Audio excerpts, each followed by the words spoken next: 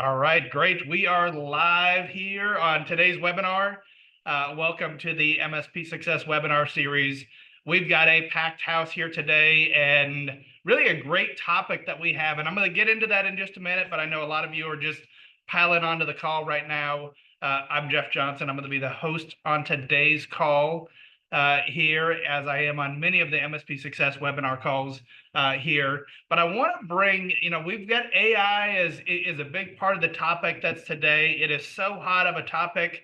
Eric and I were just talking in the background that in the virtual green room here about if you add AI to any webinar, you about double the registrations and attendance on those webinars. And so, it's just such a hot topic, even within the MSP market, where we know a lot more, or hopefully know a lot more about what's going on with AI here. But there's just so much, and it's so fast of learning. And I wanted to point you to, I'm going to share my screen just real quick before we get started with this, because if you like of what we're talking about today here, then I think you're going to like of what we've got coming up this fall, starting in August. So we've got mspmarketingroadshow.com. At this, we are going to be in Dallas, Newark, New Jersey, and Las Vegas. And we've got two parts to this, and one of them concerns AI. And so we've got day one of this is with Robin. Robin Robbins, our CEO, how to generate more revenue, profits, and enterprise value by attracting and developing HVCs, high value clients. Robin talked about this a little bit at the M&A day at Kaseya's Connect IT conference just a month and a half ago. And we had some of our clients that were there that have seen everything that Robin's done. And they said it was one of the top topics that they really loved of her talking about, and they got the most out of. Like, how do you get those $10,000, $20,000 a month clients that are fantastic clients? We're going to spend a whole day talking about that. 4 sessions that day with Robin of all talking about this and how do you go out and attract them. But then day 2 is going to be all about AI. And so we're going to be talking about AI and sales and marketing tools. Mike Stadola, our CMO, is going to be talking about the state of AI tools you can use today, plus what's happening in the next 12 to 18 months. We're going to be doing a 2-session workshop on using AI to get traffic, leads, and appointments using content you already have. And then a 4th session on that, how to create a killer webinar that'll have leads and clients attending like crazy, and then how to convert them into paying clients. And one of the secrets on this last session here is creating a killer webinar topic around AI, because the same that you guys are seeing this, that we get so many registering for today's webinar here, about double of what we normally do on a webinar, is that the AI topic is super popular also for your target audience there. And we're going to show you exactly how to be able to get them on there, show them some really cool stuff, and then how to convert them on that. We're going to give you the whole template and everything. So mspmarketingroadshow.com, check it out there. Super inexpensive to attend. If you're a TMT member, you just put down a deposit and you get it back when you show up there at the event there. So check that out. I'll put it in the chat as well. But with that, let's go ahead and turn it over to, we've got Eric Townsend. Eric, you're probably approaching double digits of times you've been on the MSP Success webinar series. Yeah. And you've got this of what you have up on the screen, top 3 strategies, because you're going to give a lot more than even what we promised here, of where 4 simple AI tools MSPs can use to turn prospects into your next best client. You got way more than that you're giving them today. Always super popular of everything that you bring to this audience. A lot of new and unique material that you have. And also with this, I know Eric's got it in one of his first couple slides. At the end of this today, at the bottom of the hour, we're giving away $2,500, 5 $500 gift cards that we're giving out to live attendees on today's webinar. So you want to stick around to the end. We're going to be watching to see if you dip out of the webinar and leave early. you're gonna not be eligible for that. So stick on this. You got great information anyways here on the webinar. And Eric, I'm gonna turn it over to you. Awesome. And then, today I got to tell you, Jeff, I'm excited. We got Erin. It's a part of mine. I love working with her. I get to be on with you, man. It could just be us three right here. I'd be awesome. I love all people that are here. Just so you know, I love you all. But this, I could literally we could have a three-way conversation. This would be great. And Jeff, Erin, I'm walking through stuff today. If you guys have questions on it, please fire. I will tell everyone here, we're going to do Q&A at the end and kind of what kind of the roadmap looks like for today, right? I want to take a little bit of time just to talk about kind of content marketing. Where's it at? I want to talk about I talk to a lot of partners and they're like, gosh, we do a lot of things out there to get our message out. They use the word message or our word out or our brand out. And I always like, well, let's talk about what that really means. And so today, a really cool thing that I'm going to share with you that a lot of people have not really seen about is these kind of the 6 C's. And then we'll dive into really some cool strategies around content marketing and more specifically around how you can convert your customers. That AI stuff. So I will tell you, I'm going to give you my top 5 today. These are ones that some of them people see, they're like, I didn't know that's even out today. These ones are out there so you can use them. I might feel really, really confident. There's a lot of good tools out there, but I'm giving you the ones that I have proactively using myself and that partners using in their demand gen activities. Then we'll talk about Dell Network and all the resources there, and then Q&A. So that's what we got. Like I said, excited to be able to have kind of this conversation today because there's just lots of stuff, that we are going to talk through. And I'm like, everyone's like, hey, I had a friend of mine this morning going, hey, are you going to talk about that? I'm like, yep, I'm talking. Are we going to talk about that? Yep. So lots of things you're going to get. If you haven't come before, Eric Townsend do a lot with partners. In fact, I see some familiar faces on here today. Work a lot with not only partners when they go to market, but also vendors. Feel free to connect me on LinkedIn. It's Eric D. Townsend. I got lots of stuff I'll reference today, and I was even showing Jeff a couple books. If you don't see behind me, it's blurred, but I have a whole bookcase of marketing books, but most people, they get distracted by it. So today we're just going to focus on that, but lots and lots of resources we want to be able to provide you. Jeff and team already give you a ton. We're just kind of a little bit on that. Now, I always like starting with just a question. You can put this in a chat if you want. When we think about kind of the content that's been most effective for your marketing efforts in the last 12 months, what is that? And I always say this is my first conversation I'll have, so we'll have this today, right? So think about what are all the things. Is it blog posts? Is it case studies? Is it white papers / ebooks? Is it webinars? Is it social media posts? Jeff, what are you seeing out there? What are people putting in there? What do they say that they're kind of the most effective marketing happen out there?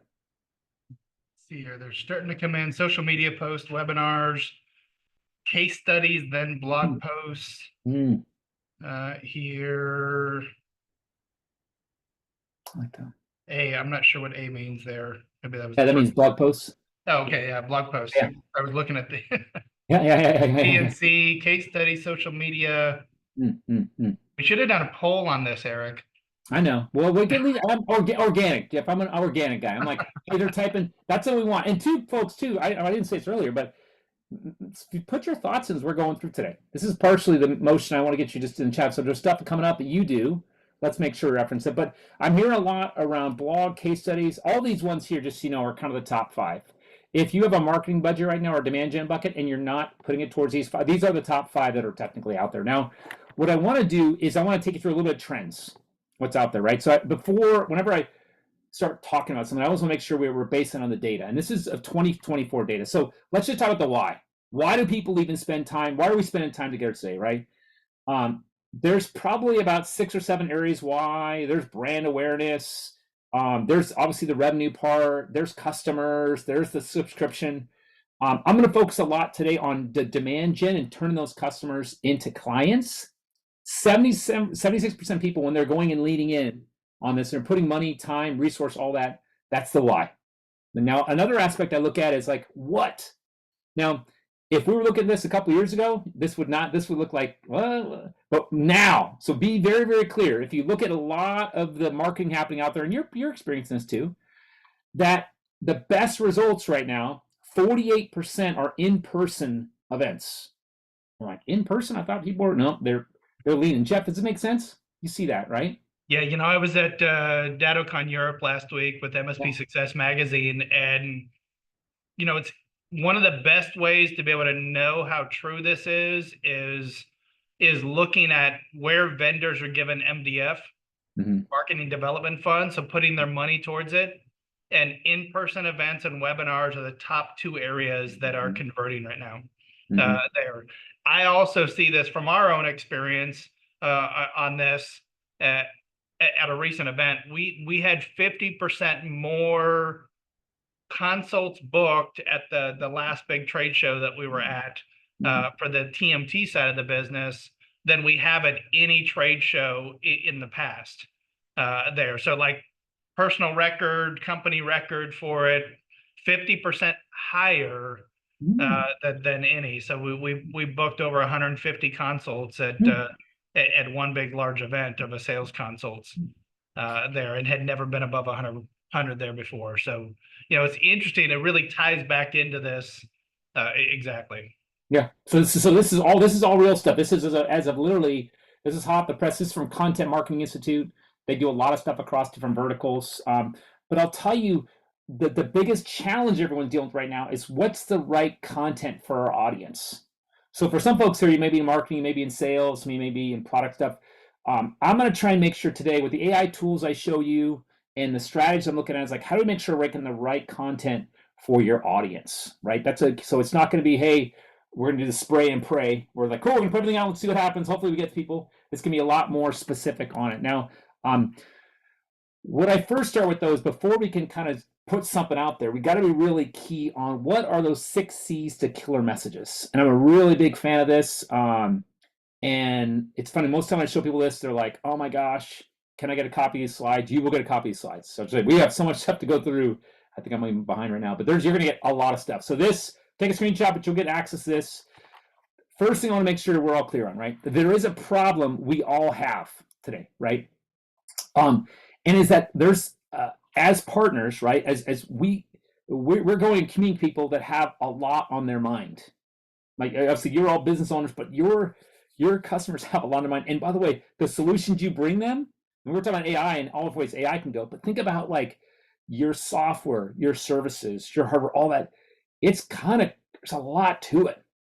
And by the way, it's got a lot of clutter. Like it's like we got to make it really simple and concise and compelling for people to understand. It's like, well, so partners talk about AI, and all of a sudden, it's a rat hole, like 80 different directions, because it's just a lot there. So when we're thinking about putting a really good message together, right, and really understand, okay, what's the right way to connect? We got to make sure we understand this problem. Now, I will tell you the 6 C's. Here's what they are right here.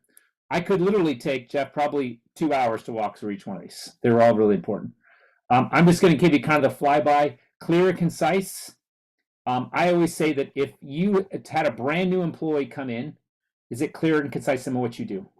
Customer centric. This is technically the audience you're talking to. So if I'm talking to a business owner versus a technical person versus a service person, they're all different. So I got to make it really specific. Compelling. This is where we talked about having a not generic message, but you got to have something specific with data or that there's a value exchange. Competitive mind, this is when people start moving and they start missing this, is that you still have to make sure whatever you're putting out, you have to understand what your competition is doing. And you can't copy them, and you got to make sure yourself is differentiated. So that competitive mind is really key. The call to action, you'd be surprised when you put content together and there's no call to action. They just put something out there. It's like, hey, what do you want to do? And they're like, I don't know, just wanted to get it, want to open it up. And it's like, no, you got to have something that's there. And then you also have to make sure it's something that's consistent.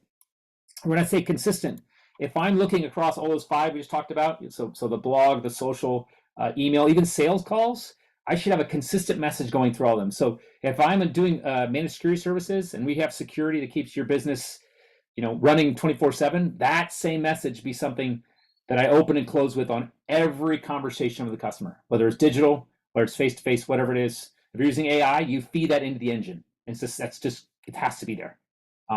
So these are the 6 C's of winning messaging. I'll tell you, like I said, a lot more on it. There's actually, literally, like I said, I could take 2 hours and walk you through each one. I will just give you the ones that people once can get lost on. Is that part around customer centric? Got to make it specific to the specific customer you're talking to and their role within the company. We usually call that a talk track, right? What's a talk track you actually have for the owner? a talk track for technical, talk track for services, all that. And there's a different talk track for the buyer too. And then also competitive minded. Most people aren't staring at that. They're not going, what are my competitions doing? Literally, you know, your competition, go on their website, go to their social and see what they're talking about. So that's the 6 C's. Lots of things with that I always tell people, you just gotta know it's just not just putting the message out there, being clear on it. And the next thing, Jeff, I usually get is, well, what do I talk to them about? I don't know. Here's a really cool thing, right? So this is actually from Tech Isle. This is their latest 2024. All of these are great topics talked about. There's not just one here. So think about it. You have 30 topics staring in your face. You're like, what could I go and talk about tomorrow? Any of these topics. People, now you see there's business issues, technical priorities, and IT challenges. Different audiences, right? So if I'm talking the owner, probably business issues, technical, IT ops, right? This is I always have partners like, well, I just don't know what to go talk about. I don't know what it is. We're all talking about AI. Yes, AI is part of that, right? Not even actually general AI. It's or just a topic. There's a lot more with it. But I think once again that can be complex. It may not be as compelling for certain people. But if I'm talking business owner and I'm like, hey, I want to talk about how I can increase your business growth, they'll lean and go, tell me how can you help with that? Hey, I want to increase your profitability. How can I do that, right? So when you're staring at these things here, these are topics that you can kind of lean in right off the bat and start having happen. Now, I want to throw another question out there in the chat. Jeff, I'm going to get him going here. I want to ask the question. This is one that people are hard to ask. What percentage of your customers engage or respond to your content? So we talk about, okay, you got these content, but what percentage actually respond back to it? And I have a 0 to 25, 25 to 50, 50 to 100, or I don't know, which is an alright answer. Jeff, what are you seeing from out there? What are people saying? I'm seeing a lot of A's and B's. A's and B's. Yep. A's, B's. Cool. Someone's in there, but I lost it there. D. Okay, it's not. I don't know. Yep. So we got 20 to that. A is 0 to 25. Yeah, B is 25 to 50. Yeah. So you're seeing, Jeff's a lot of A's and B's. You said a lot of A's and B's. I'd say it's leaning towards, if I were to gauge it here, leaning towards the A's. Okay. Yep. And this is where too, with the engagement, that's where I'll tell you, if you're in that A camp, 6 C's, you got to go back to that. Just put it through that filter, because the engagement. This isn't necessarily about the quantity here. This is about as far as the quality of engagement you're having. So good stuff to kind of start with. Knowing that, I'm going to give you kind of these ones around the 3 strategies to create kind of that content comes in. Now, I just give you this generic funnel, right? There's a part of it where you're attracting people through awareness activities, right? So you're doing activities to get them aware of you. There's another part where you're informing them and do consideration. And then there's that convert side. That's what we're going to focus on a lot today. I'm not going to go and engage in loyalty. That's a whole nother piece. But today I'm going to focus a lot on conversion, because that's a really key part. Because that's what we're here to do. A lot of other activities to get awareness and consideration, but on convert, that's what we're going to really look at today. Now, first key strategy to have you stare at, right, is creating buzzworthy content that hits home. Now, with each of these, all these are awesome. And like I said, we could sit for a couple hours on this. We don't have that time. What I want to have you think about is that when you're thinking about having buzzworthy content, this is where you talk about the types of content that engage, content creation tips, and then I know everyone, if you've been part of TMT, SEO, you've obviously been a part of that, understanding what it's like, what to do. If I give you kind of the one I would highlight the most that I see over and again that we have to work on is like the types of content that engage. We already talked about earlier in that one about what are the 5 big ones that people engage with that you can see right here on top. But the part around choosing the right kind of type of content for the audience. So not only knowing the audience and the message, but what's the right thing. So for example, if I'm going to talk to a business owner, I'm probably not doing a blog post because they only have so much time. I'm probably leaning in on a video with them, right? If I'm talking to more of a technical audience, and even that technical world, I may actually think about doing a webinar with them. I can do business people too, but I'm going to go a little bit deeper, right? But the key thing here is that when you're creating your content, you have to have somewhat of a story behind it. And that story usually starts with what's a problem that someone experienced, and then how did your solution come in and actually help with it. And I always say, when you talk about the problem, it's not just like, hey, this system went down or they got this type of breach. If you can give some numbers behind it, what's the data? And even if you can't give like data about the company, go find some industry information. you want to build credibility in that story that you're building, because all of a sudden then it's like, hey, that could happen to me. That sounds real. I got to make sure I'm prepared for this. But the key thing I tell you is that when you're putting this content together, you got to hit something that's going to hit home. I will mention SEO best practices. One thing that's obviously, I mean, most people know this, but if your content is not tuned to YouTube, you're missing the big boat. That's the largest search engine on planet Earth right now. They took over back in 2019. So if you don't have a YouTube page, or you're not optimizing your content for YouTube, you're missing a massive, massive audience. And that's, we think not only about our, our millennials, but our Gen Zs and Alphas. That's where they go search. They don't even use Google anymore. So, and in fact, they're getting away from that, right? They're going into different AI tools, which we can get deeper on. But first strategy is crafting buzzworthy content. When you're making that content, a very key thing is making it that content that can actually have a story behind it. It's got some teeth to it. And also it's the right type of content for that audience. Lots of content stuff you can make. So my folks in those A range and B range we talked about earlier, right? You may also have a really good message, you're just picking the wrong vehicle to get to them. So that's one thing you want to kind of consider. The second thing, and this is a pretty big one, so you may have great content, but this part around, I call it mastering multi-channel magic. So what this is that when we're going through and putting content out, and we're basically, maybe we have customers we're engaging, or potential customers, we want to move them to being kind of one of our clients. We have to figure out where they're actually at. People don't always come to us, we have to go to them. So there's kind of things of making sure you're selecting the best distribution channels, making sure that it's across the platform. I'll talk about this in a second, of where your messages land, how they land, and then also that engagement interaction. One key best practice I'll give you here that really is important, that we're doing it here today, but just so you know, you can have your own properties, right? So you can have your own social media, you can have your own emails, your own website, but the most effective way to engage your clients is actually to go to them. So whatever industry forums they're in, whatever online communities they're in, you want to go to them. Most people are like, gosh, I'm sending emails out, but I'm not getting that big response.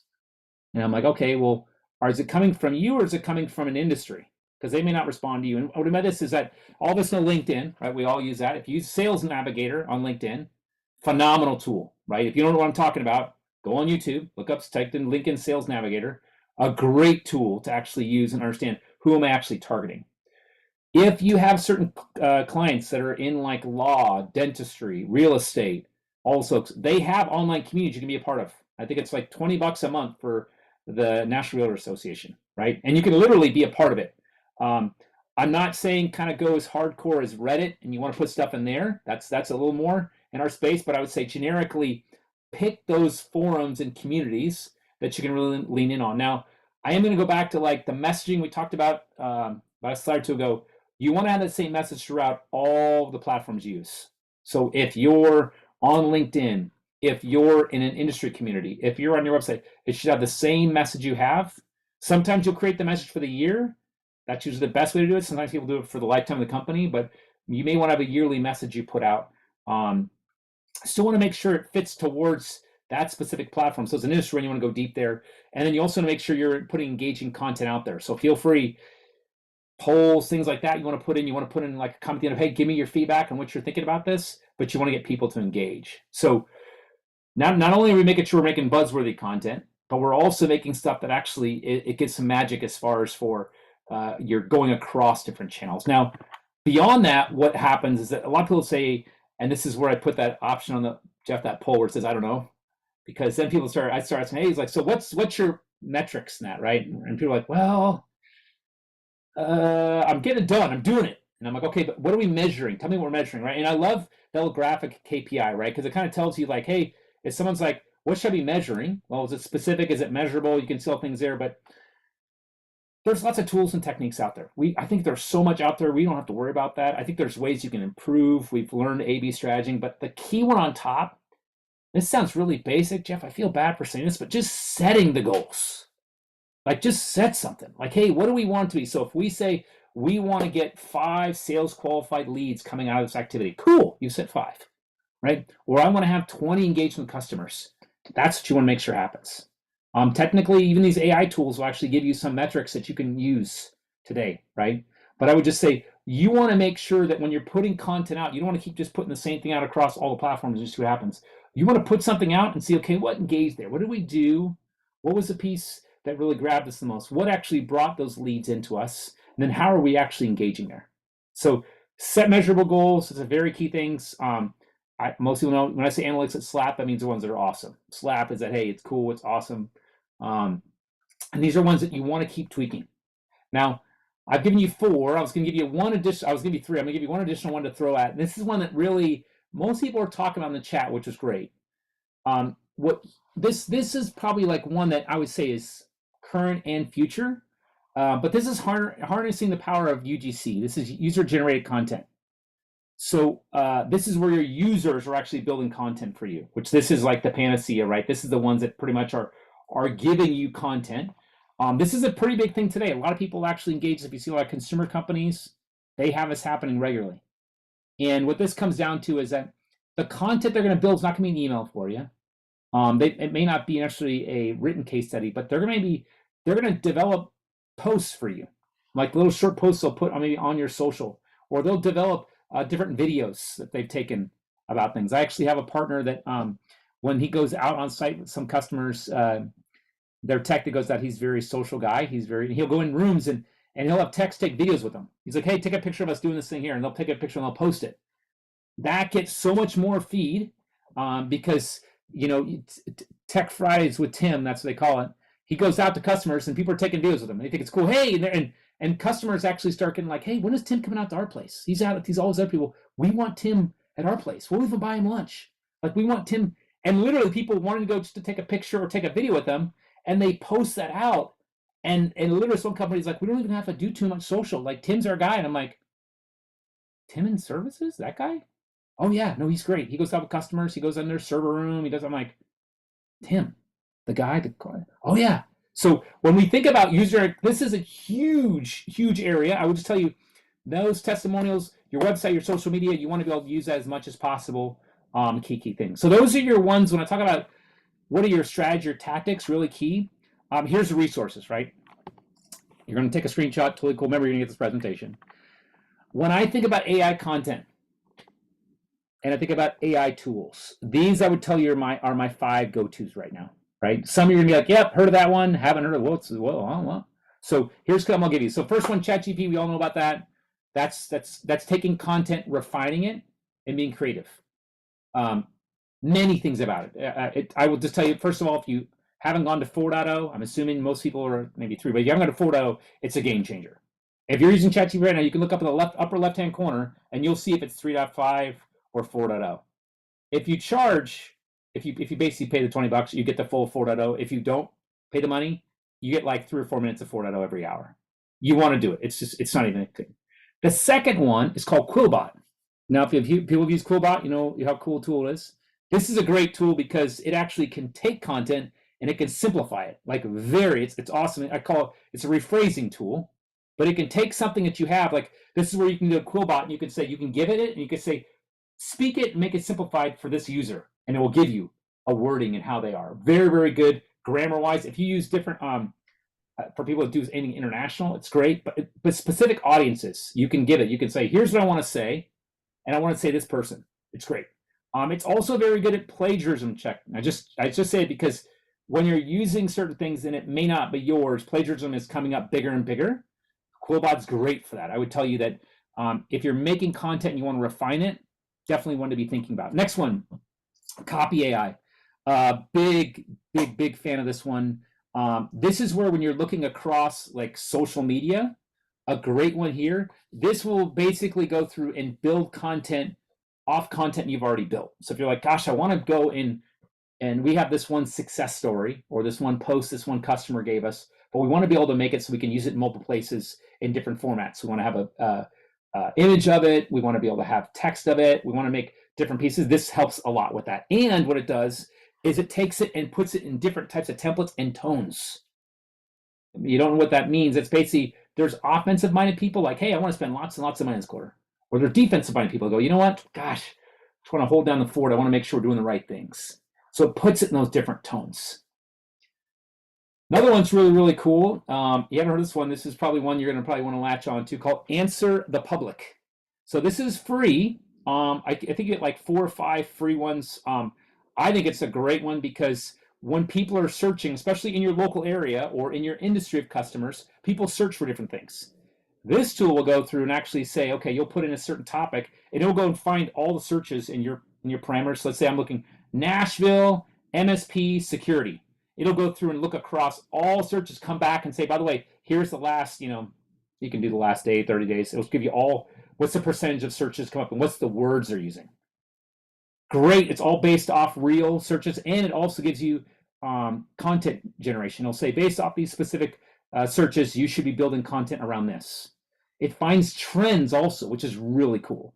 So if I'm going through and building content, this AI tool will go through and say, okay, look, this here's what's being searched a lot. You should start building content around this, and it's a definitely a game changer. Of if you have a content strategy or working with maybe a person or maybe an agency that's building content for you, this tells you what you should be building in the next 6 months. But it is called Answer to the Public because it's grabbing real data from searches that are actually happening out there, which is really, really cool. So I'm a big fan of that one. And then marketing use, I love this from just an aspect of the content that you build, because we're always looking at building more content. Um, what uh, what are we missing? And here's the cool thing: you can actually go and plug in your competitors' information, and it'll tell you what you're missing, which is awesome. So you don't actually have to go do all stuff. You can actually go find your competitors, all their properties online, and then you can plug in yours, and you can just say, "Tell me the difference," and it'll actually tell you all the differences. And then you can actually ask it like, "How could we improve?" And it'll give you all that. So some of the stuff, like I said, you've seen before. Some of this may be new. Um, I've used this all directly with partners. We've used it in different marketing activities, even different sales activities. So I don't want to have you think this is wrong. Even if you have certain incentives that you're putting out there to customers, Answer Public is great to know. Is that incentive going to work? Has it been looked on? Marketing use is great to know. Hey, my competitors doing that? Like, what other incentives we have out there? So when you're thinking about going and doing that kind of go-to-market strategy here, these AIs are probably, they're used a lot too. These are not ones that are foreign, right? There's a lot of other smaller tools out there, but I would tell you, and you see here, and there's so much around trends and updates and everything. These are kind of 5 go-tos right now I'd give to you to really kind of lean in. That can help with all those other strategies I talked about. So that gives you an idea as far as just about some of the AI tools that we have. I did want to give you kind of a real tool and network that you can utilize. Dell Expert Network. My friend Aaron, I wonder if you come on and tell us about Dell Expert Network and how these partners can take advantage of that. Yes, definitely. Hi, everyone. My name is Erin Sutter. I'm a program manager for the Dell Expert Network program, which is basically an affiliate program for MSPs and IT consultants, giving you benefits back for recommending Dell products to your end users. So there's 5 main benefits to you joining our program. First, you'll get access to a dedicated technology advisor. They're there to help with everything from order taking, quote building, really just being that main point of contact at Dell to answer any questions you guys may come across. Then there's 2 different time saving tools, Tech Direct, which will allow you to self-log support tickets on behalf of your end users, as well as Live Optics, which is a free vendor agnostic software giving you visibility into your end users' performance data. We have a member portal where we update MSP specific educational content monthly. You can earn up to $20,000 annually in Dell Expert Network rewards off of all orders placed by your end users. And then you get to turn around and use that money towards future Dell purchases with us. And then last but not least, it's a great way to consolidate billing. You can actually include your IT service fee onto the Dell lease agreement. That way your end user is only having to pay one vendor each month. A lot of times I get asked, is my business a good fit for the Dell Expert Network program? If you're 100% focused on hardware reselling, you're seeing high margin come from that, and you're happy with being in the partner program, definitely remain where you're at. If you're somewhere in between, let's say that you're an MSP who's not seeing not seeing high margin come from reselling. So like um, if you saw anything more than 3%, let's say, then you're probably better off in the partner program because we give you 3% back in Dell Expert Network rewards.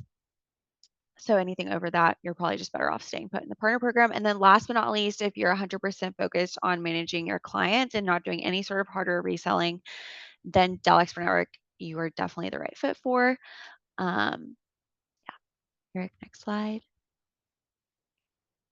And then just wanted to quickly throw up a picture of what our member portal looks like, just so you guys know what that looks like from your side of things. It has a lot of great content on there.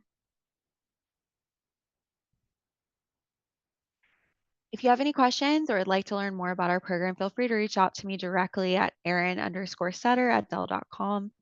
My LinkedIn is also up on there, and so is our landing page for the Dell Expert Network program. So feel free to scan to connect. Thanks so much. I'll pass it back over to Jeff. Hey, Aaron, I know everyone always asks this, so I'll get the question out of the way. I know you just mentioned it here a bit, but just to be clear on this, so if you're a Dell partner currently, then Dell Expert Network is not the right fit for you, correct? Correct. So it's actually one or the other, either the Dell Partner Program or the Dell Expert Network Program. Unfortunately, you can't be in both. So, like I said, if you're happy where you're at, you're seeing great margin from reselling, I would advise you to stay put. Your account can be offboarded from the partner program if, let's say, that you want to get out of the hardware reselling space. But to join our program, you cannot be doing any sort of hardware reselling. Are you seeing in the MSP space particular type of MSPs, maybe a certain profile of MSPs that tend to be attracted to the Dell Expert Network over the partner program? I would just say smaller MSPs in general. They just don't want to mess with hardware reselling. They would rather just focus on managing their clients. Great. Thanks so much on that, Aaron. And I'm going to post up a quick poll just for anyone out there. Please just go ahead and answer that on behalf of Dell here. Of just your interest in the program on it just helps us to be able to gauge that there. So I'm going to leave that up for a minute here. Now we do have time now. We got a lot of time for some Q&A. So I would encourage you to post up into the Q&A. Eric and I will just chat here as well, but we've got time for it so that if you do have specific questions, maybe Eric, the first thing of just going into with a question here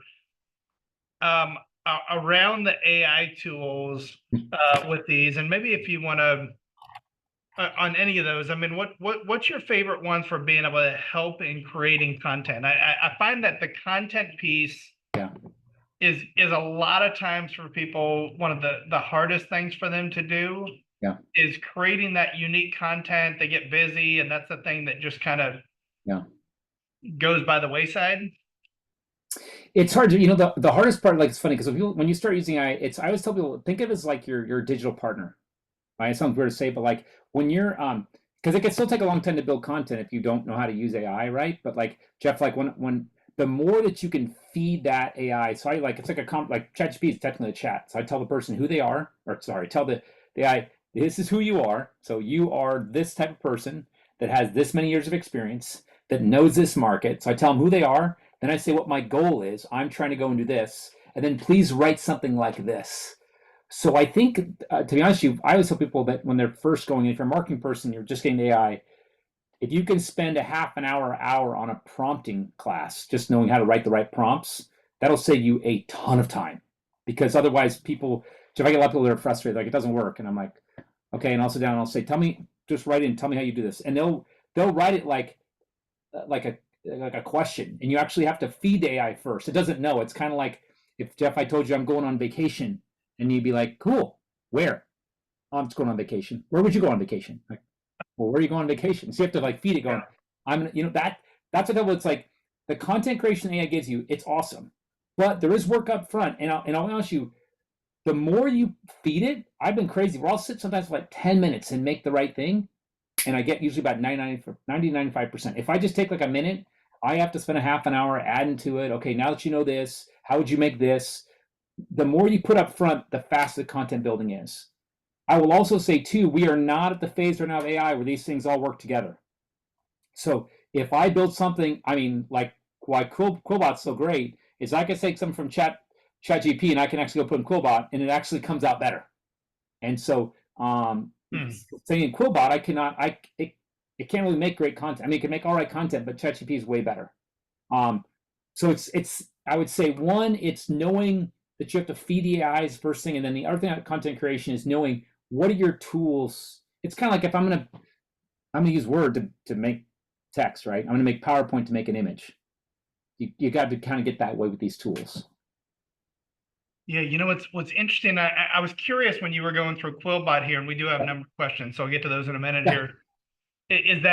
Is that just the content that you've written and then wanted to paraphrase, or if you have something, let's just say that you take something like a Harvard Business Review, which tends to be, Yeah. you know, a little bit out there sometimes from like the everyday that you're not going to sit there with read a Harvard Business Review Right. article in a webinar. Like Yeah. it's going to be boring if you do that, but you can get great content a lot of times from that.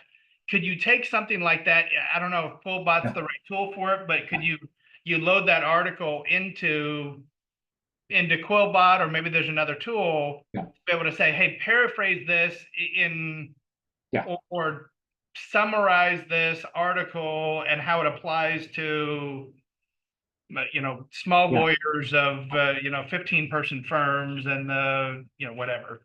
Yeah. Just details on that. You can't know, but Jeff, you're going the right direction, right? Because you have to, when you prompt it, you have to tell it, like, hey, like I would say, you're a copywriter for lawyers, and you've been dealing with lawyers for 15 years, and you've actually written 15 books on this topic. Please take this and summarize it. What's the top 5 valuable points? But to your point, like a Quillbot, like, because I said it can take anything and summarize it. The more quality you can give Quillbot, it does really, really good. Unlike ChatGPT, you can throw anything at it and it'll spout something back to you. Quillbot, the more you can actually give to it that's really quality, it even comes out, because it's going to do grammar checking. It's going to do a little bit more than what ChatGPT does. And the modes it writes in, like it's like having different writers. You can have a copywriter. You can actually have like different levels where it'll give you detail versus really high level. So Very the cool. good thing too, Jeff, on the stuff that from a marketing perspective, you don't have to pay a lot of money. I mean, you're getting access to all this resource. So let's see. Samantha was saying, how do you suggest rolling out more content, blogs, emails, etc., for an MSP with multiple target industries? Do you make broader content or make content for each industry? Yes. So what I do, and I'll tell you, so I'll take that's where I take my blur off so I can show you stuff. Hopefully don't get distracted by all the books in the back. So I'm a big fan. There's this book called the one page marketing plan. I'm a big one on this one. I would tell you, and sorry for me throwing these up, Jeff. This is where, like, a lot of times with partners, they don't really have a plan of what they want to do. It's just how. I'm going to just put as much. If I build content, it'll get out. I'm like, okay, well, let's start with first what you're trying to get done. So in that respect, what was asked, I think I'm getting it right, is that we've got all this content we can build and get to lots and lots of people. How's the right way to go about it? And I would start with, like, what's the plan? Like, are we trying to increase leads? Like sales qualified leads, or just marketing leads, or are we trying to grow our community? Like what is that? So I don't know if I answered right, Jeff, or not, but I would say, like, getting a really good plan down is key. Sure. Yeah, that makes sense. I mean, you know, definitely the more targeted that you have, especially if it's interesting to that, then they're going to be more attracted to it versus something that's general. So the better that you can go of narrowing in on something of where people get to be, that they're more interested. If there's a general business article versus something around for MSPs, then you're going to most likely read it about MSPs more often than the general business article. And so think about that same thing when you're creating content. Yeah. You know, if it's that lawyer, they want to know things that are really relevant to them, even if it's the same thing for like it applies across all kinds of businesses. If you can relate it to them, then you're going to get through. You're going to have higher readership typically, and just cut through the clutter. And Jeff, think about this, right? Those first 2 parts of, like, clear, concise, and customer centric. That's a part where, I'll be honest with you, like, we'll grade content. I'll look at a partner's content. I'll just grade them on these things. And I'll be honest with you, if they can get past the first one, that's a big deal. But customer centric, because usually they're writing it in their own tone. Jeff, like, okay, I'm going to write like an MSP. I'll make it a little less technical, but still don't know. I'm not even saying RMM or PSA, but they're like, they don't even know like annual recurring revenue. That not everyone's in a subscription mode. Yeah. So how do you get them there? So Matt was asking any recommendations on automating social media or blog posts leveraging AI. Oh yeah. Well, I mean, there are lots of tools out there. I think, Jeff, even through your organization, there's different subscriptions and organizations set up. There's a lot of tools out there. I would tell you most of the CRM tools out there today actually have an AI automation piece to it. So an existing tool used today, you're gonna probably see it. And I can give you lots of names. You can literally put in Google and you'll see all the big name people out there. The biggest thing I have you do is that when you're looking at those tools, how much they cost, like their monthly subscription is good to know, and then also the integration on your customer data. Some of them don't need your customer data, some do. So, but I would tell you the automation piece is something that's one of the big parts of AI is being able to automate all things that come in. So marketing automation, Marketo used to be a big one right back in the day. Everyone's jumped them. They've jumped that curve. So I would tell you is that if there's a tool you're using today around CRM, they I want to say all of them, 99% have a market automation tool connected in or a partnership already developed that you don't actually have to go and do extra with. So Kristen was asking here, and I've got a good answer on this one, and it'll let me plug the MSP Success Facebook group. Do you have any suggestions of AI programs for video creation? Ooh. One that was actually noted, we did a webinar on this. I believe we did one of an MSP Success webinar a little bit back, but I happened to see this in the MSP Success Facebook group, which if you're not a part of and you're on this webinar, you should be a part of that. If you scroll up in the chat, you'll see it there of the group, or you can just search for the official MSP Success Facebook group. HeyGen.com is a great tool for generating videos, and it's GEN, not JEN. So it's HeyGen.com. Fantastic for generating videos. And here's one of the cool things, and we saw this, and it wasn't this tool, and I can't remember which one it was. It wasn't about video, but something with AI that we haven't really talked about is that for a lot of these, for the quality tools of what they are today, it is going to be probably half of what they are a month or two from now. Yes. So an example of this, and this was crazy with it because we were planning for our day 2 of our MSP marketing roadshow, the AI day, and we were planning out the agenda. And MC from our team of where she brought up something of a tool, and I don't remember what tool it is right now there, but they had downloaded or uploaded a single webinar with Robin Robbins to be able to capture voice. And before it was a little bit robotic, and they hadn't used it for about a month and a half, and we loaded it up, and even Robin was saying, "Damn, I sound pretty good." There, like it sounded spot on like Robin. Now you can use those type of things. The reason why we were talking about this for things like videos, HeyGen as a tool specifically, it'll actually have you get on video, authorize via video there, and it'll actually create it of where it'll create the video that you're actually talking through. So you could take a blog post and now create it into a video. And it'll have graphics and everything else that you have there with that. And so like super cool of being able to use. And those are the type of things that I know you get some great tools here on it. We're going to be going through a ton of tools on this MSP marketing roadshow as well. Of just, there's so much and it's moving so fast. What you have today is going to be different than what it is 4 months from now. And Jeff, it's literally, if you look at like videos that were built earlier this year, even like in January, and look now, it's phenomenally different. I would just say the biggest thing is, and this is where like when we build AI videos, the one thing I be aware of is that either putting some type of copyright on them or putting some type of unique identifier on your videos. Because if Hmm. you don't, AI can obviously build lots, and it can look like your video, but your competitor can do something on it, and you're like, oh, that's not me. So I'd highly recommend, one, having a unique identifier, and then making sure that whatever platform you're using, that you've got something on it from a copyright. Because that just I had a partner recently that something came out about their company. It's like, this isn't our company. It's like, but it had all the information about them. It looked like it. So having copyright, or at least a unique identifier, maybe in the lower right hand corner you have your logo, or you've got something that's used unique. So if someone brings it up, you're like, oh, that's not ours, because lower right hand corner we always have this.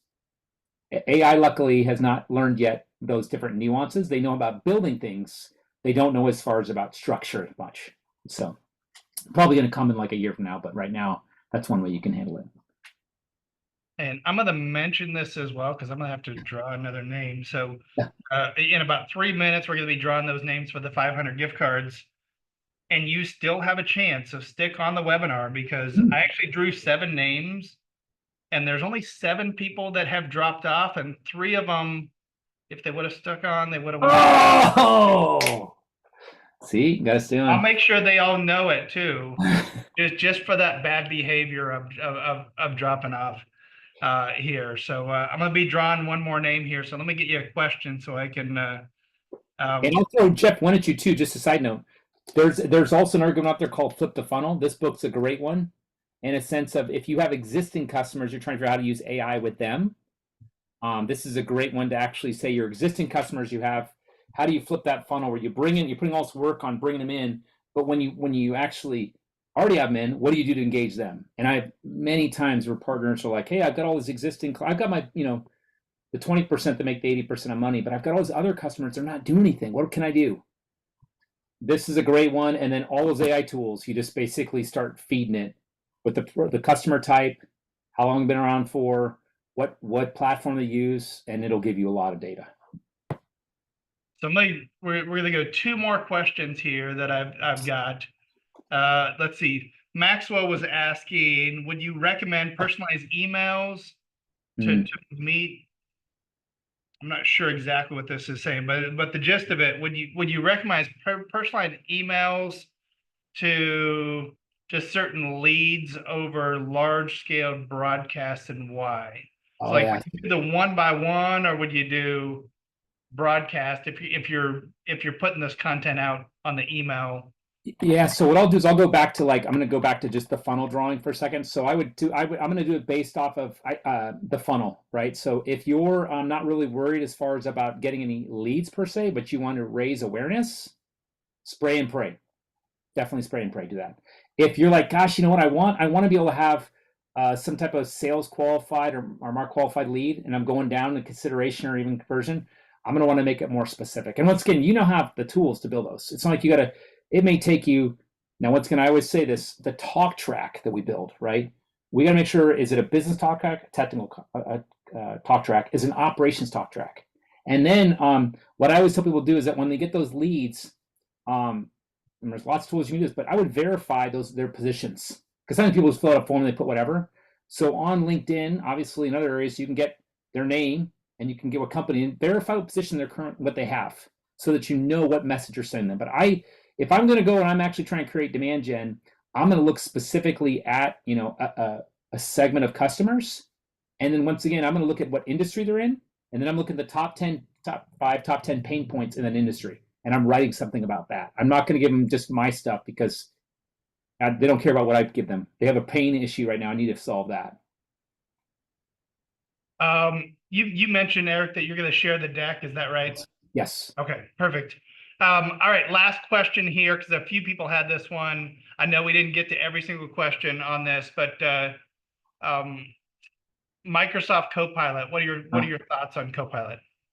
That's like a webinar. I would say, so Copilot has a lot with it, and there's a lot of stuff coming. So what I would tell everyone is that, Copilot, there's different versions of Copilot right now. What I would say is that if you're serious about internal operations, Copilot's here today. It's doing awesome stuff.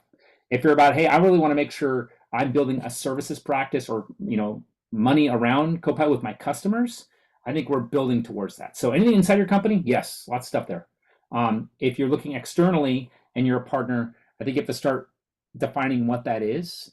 Copilot has a lot. I would say there's also these other AI tools you have. I still think it comes back down to what's your service offering you're doing. If you're like Jeff, we had back in the day where it was like we went from break fix to managed services, then managed services to managed security services. And now people are saying, well, I want to do AI services. And it's like, okay, well, cool. That's the next step. But what does that really mean? Like, what are you really doing there with that? And I think that's a lot of partners, they want to jump to it because everyone's talking about it. But I sit back and say, what's the part that's going to be clear, concise, right? Customer centric, all those C's I told you that you could put out tomorrow. And that takes a little more time. All right. We've got our 5 winners here. I Nice. just double checked that all of you were compliant with staying on the Nice. webinar here. Like I said, 3 people were on. I'm not going to name names on it to embarrass them, but they hopped off within the last 5-10 minutes during Q&A. $500 it cost them. All right, running through the first winner of the $500 gift card courtesy of Dell is Lowry Mariano. So congratulations, Lowry. Second one, Chris Police, Polis. Hopefully I said that correct. All right. And then the 3 that were my backups on this, that you were not the original winners. First one, Tom Bowles. Job, Tom. Next one from down in South Florida, Sarah Borlaug. Oh, Sarah. So congratulations, Sarah. And then last one, this person got it specifically because the 3 people dropped off because I had to draw a new name on it, Jack Enfield. So congratulations, Jack, on winning. So all of you, you'll be in contact from our team here at MSP Success. So watch out for that. It's not, we're not trying to scam you out of money. We shouldn't be asking for your credit card or anything else. We're going to be sending it over to you. So congratulations to everyone. Eric, thanks so much for all this great content today. We'll get this posted up. And as is noted there, Dell Expert Network, this fantastic webinar has been put together by Dell. If you are interested in the Dell Expert Network, make sure to reach out to Aaron_Setter at Dell.com. And until next month, this is our last one for June. So until next month, we'll see you on the next MSP Success webinar series. Thanks all. Thanks, Eric. Thanks, Aaron. Awesome.